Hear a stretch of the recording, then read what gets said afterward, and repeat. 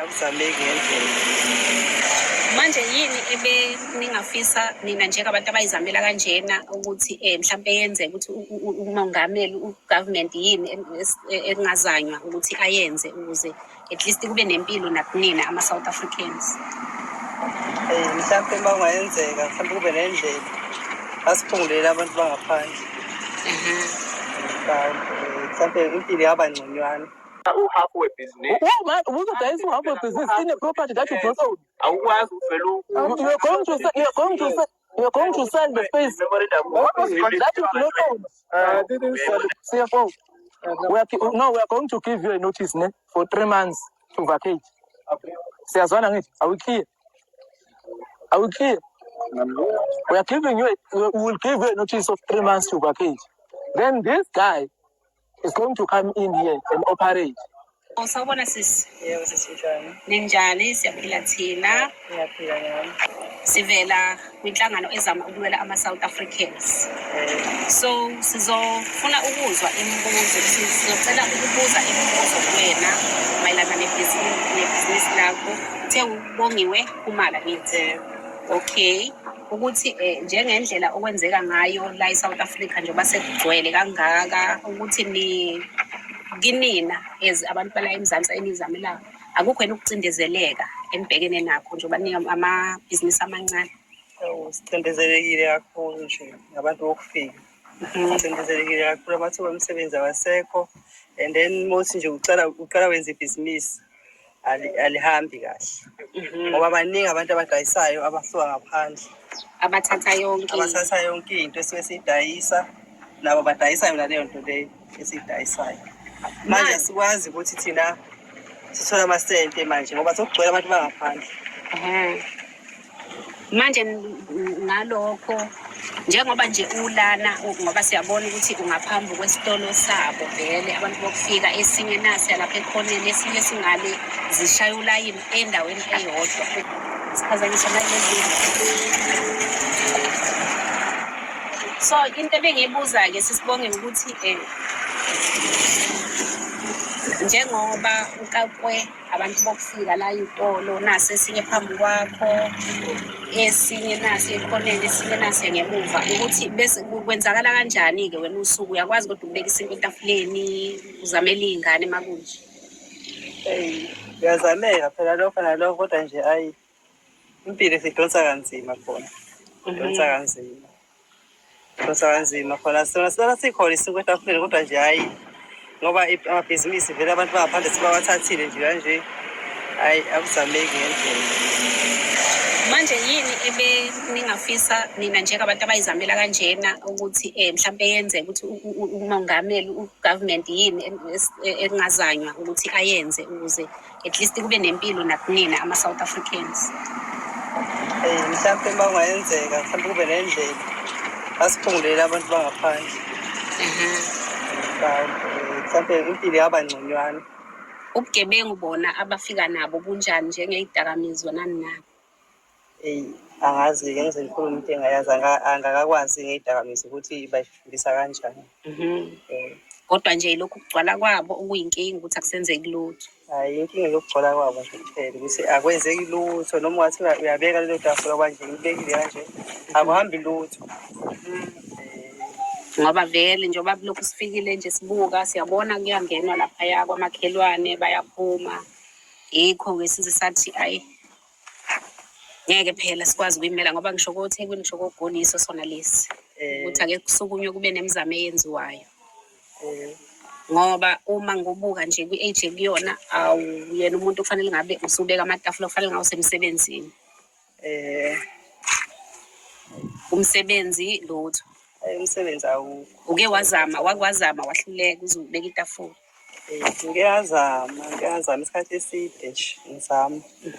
Umsebenzi yonke ithathiwe. Yonke ayikho. Uyabuya uthi uzozama ukubeka la etafuleni uyafana futhi ufica abavimbile nakhona. So awusiphindela ukuthi uthi umucabanga nje wena isifiso sakho ufisa ukuthi ngabe ugovernment ngabe wenze njani ngalesi simo esibhekene naso ngoba phela lesi simo sibi kakhulu. Uma ubuka kusukela manje kuyofika ku 10 years 20 years uyayibuza ukuthi kuyobe kunjani.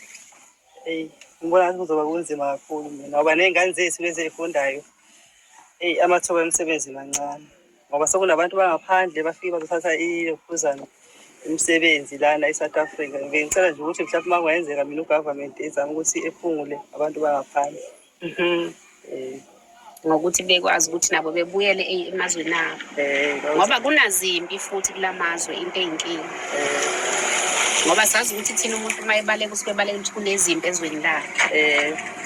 Uthini-ke ngalokho kokuthi ubona kanjani? Ngifuna ukuthi uthini ngoba mhlawumbe awukwazi akazukunaka nokukunaka lokhu okwenziwa umongameli wethu ukuthi ngathi ubeka bona phambili manje kunathi ababantu. Angazi ngoba ngaze nginaka ngikwazi. Akazukunake lokho. Ngoba uma kuney'khalo ey'vela kubantu base-South Africa kuba nakho ukuthi yena uvele elokhuza anganoma uyakwazi lokho kufa kwey'ngane lezi ngane ey'thenga ema-tuck shop bese ziyagula ziyafa. Awukwazi uzwe ukuthi wathini yena umongameli emva kwalokho noma awukwazi uzwe nje nangalezo ngane. Ngezwa ngey'ngane lezi zazithenga oma-chips yonke lento ey'kanjalo mhlawumbe sokuthi ingathenga ama-chips esitolo hlala abantu bokufika yase mhlawumbe yaba nokugula ekutholayo. Kwatholakala-ke ukuthi kutholakale kunamaphilisi kulama-chips ezaziwathengile afike nalabantu bokufika. Sinesikhalazo kakhulu impela ngathi bangasinyamalalela nje baxoshe bangabi khona kulezi zinto ngoba kusho ukuthi bangababulali. Hayi bona bangababulali impela. Khona-ke ezinye futhi ey'shonile e-Eastern Cape nazo zidla ama-chips athenga ukubola abantu bokufika. Obungakazi uzwe lutho ngaleyo. So isicelo sakho-ke kumongameli iso leso nje sokuthi abeke bephungulwe laba bantu. Hayi siyabonga kakhulu sisibongiwe. So nje siyabonga kakhulu ube nosuku oluhle sisi. Who are you? Ukuthi ake ngichaze ubafo ubesengixoxele la bengifuna ukuthenga ingxenye yebhizinisi manje ubafo uthi uyakolota so into ayikolota ngiyazi. Mana ufuna ispace wena? Cha ispace ubethi ufuna ukunginikeza ingxenye. Cha sengishilo phela angithi lona fika semkhiphe ufuna ispace na? Manje ungakuphi? Uyi-South African angithi? Ufuna ispace sokusebenza? Simkhiphe. Cha phela angikwazi. No but yayikhaya.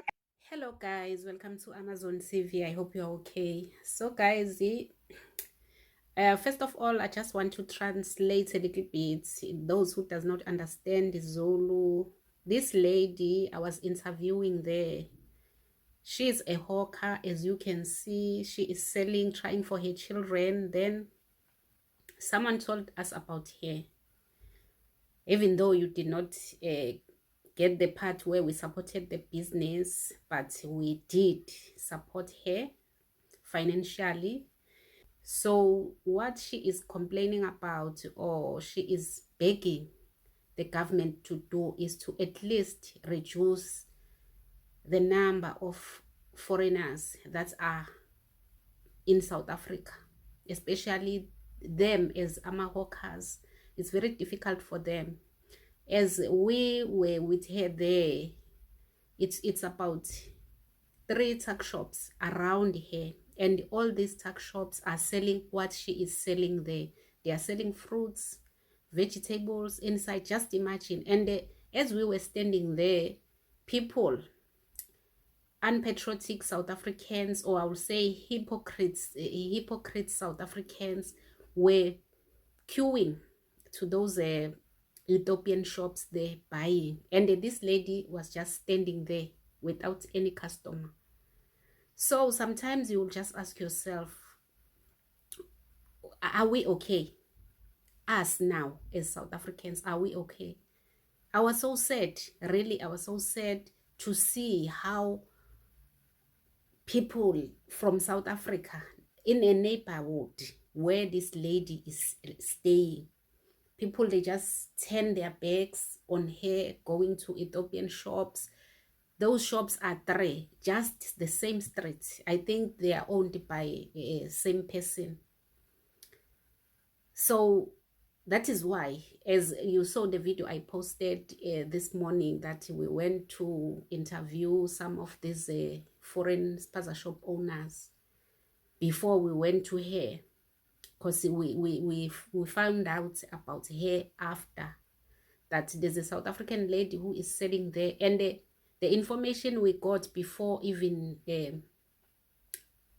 speaking to her is that table, when she started, the table was okay, everything was there, but the table, it's like reducing kancane kancane ukuthi kuyaphela izinto ayidayisayo. Why? Because if you are selling things like fruits and vegetables, they are getting spoiled if there's no customers. South Africans are not supporting her. Foreigners are taking advantage of South Africans who are hustling for themselves. It's just so sad. It's so painful.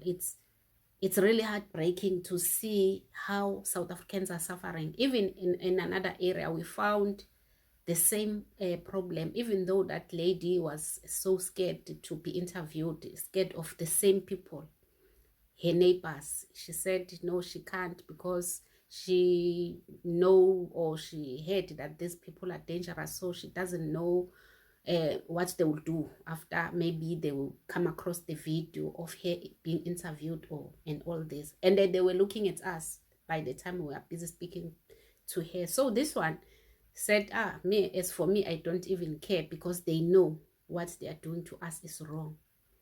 So guys, this is what this lady is saying. She is begging the government to at least, she is not saying the government must chase away foreigners. No, what she is asking for is at least the government must reduce the number of foreigners that they are allowing to enter the country, to do businesses, to work, because it's suffocating them. It's suffocating all of us as South Africans. So that's what is going on right now here. So guys, let's continue. Umdala